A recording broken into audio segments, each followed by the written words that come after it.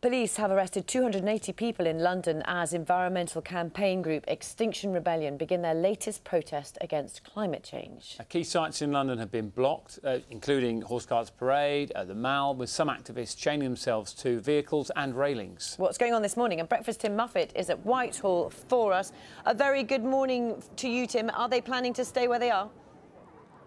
Yes, they are indeed for the time being. Good morning to you. Uncooperative crusties was the way the Prime Minister described protesters at an event last night. Well, many of them have spent the night pretty close to where he lives. That's Downing Street just behind me, and you can see all these tents here along Whitehall. Now, yesterday, as you say, there were some 280 arrests. Huge parts of central London were blocked off, all the way from Lambeth Bridge right down Whitehall to Trafalgar Square and the Strand as well. The passions were high.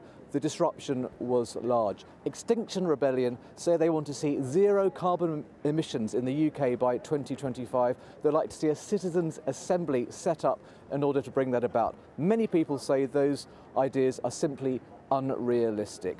The group have promised 13 more days of disruption, so for the next fortnight, it would seem, sites like this will be pretty familiar in many parts of London. Tim, we are hoping to speak to the Metropolitan Police a little bit later, but how much do you know about, what sort of provisions are as well?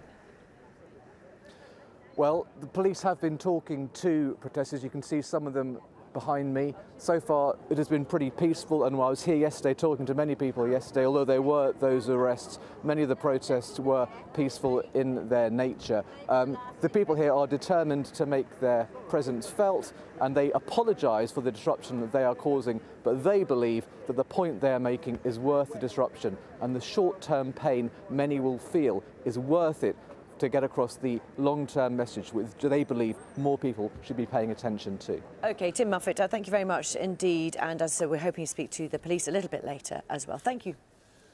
A no-deal Brexit could